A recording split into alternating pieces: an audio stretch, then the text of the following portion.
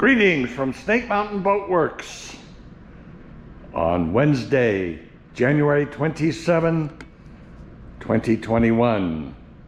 Yes, our 1947 22-foot Chris Craft U22 Sportsman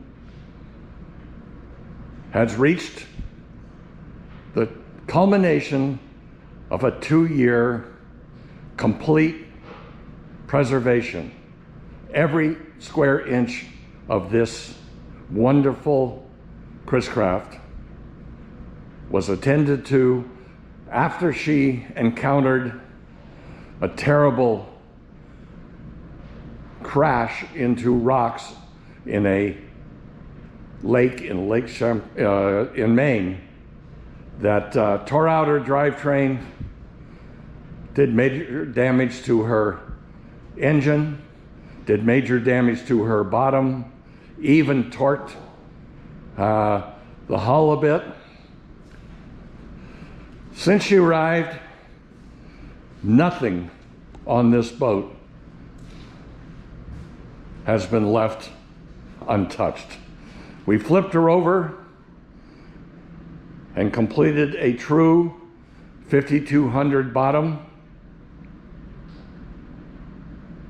And for those of you who keep asking, no, you don't use that old herringbone kind of greasy mahogany stuff you found inside. No, you don't try to reuse that ugly old torn up failed canvas you found inside.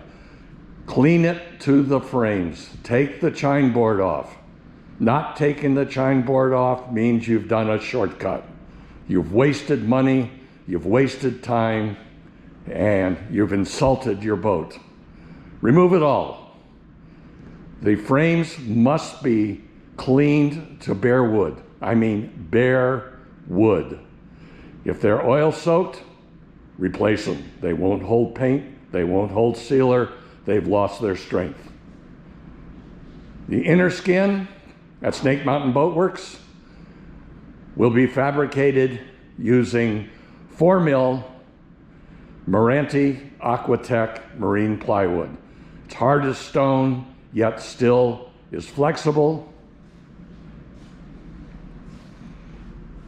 It takes sealer well, holds paint, holds 5200, and is incredibly hard, giving you extra insurance against penetration by things like gnarly rocks hiding beneath a nice smooth surface. So we did an entire 5200 bottom, and of course never ever did we even get a stainless steel fastener anywhere near the boat below the waterline. To do that is to completely waste your money again, destroy your boat again, but hey, have at it. We released all of the ceilings, but here we had to make a decision as preservationists.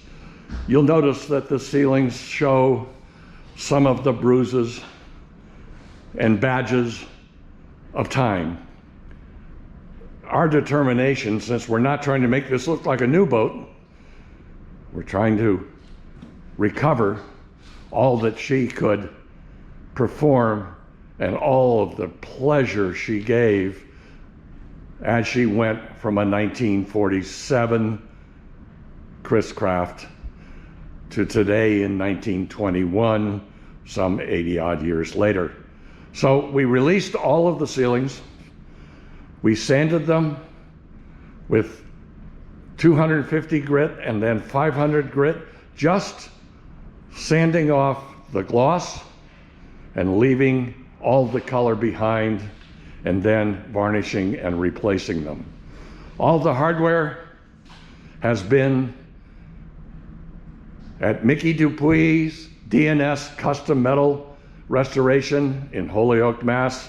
And as always, Mickey's team transformed what in this case was really pretty good hardware into jewelry. The metal strips in the dashboard were pretty well shot. We fabricated new ones. We found a source for this material. Chris Hansen, Marine Canvas of Vermont, has done the upholstery. Robert Henkel, Peter Henkel Incorporated, scripts at chris-craft-parts.com, Marine City, Michigan, rebuilt the engine and saved it. So she's still running her original MBL. She's now riding on a custom built for U22 trailer that I had built in Kentucky for her. So now that we're in the dead of winter, unfortunately we can't close this debut video with one showing her splashing in the water. Interestingly, we don't have any ice yet, at least not where we would launch her.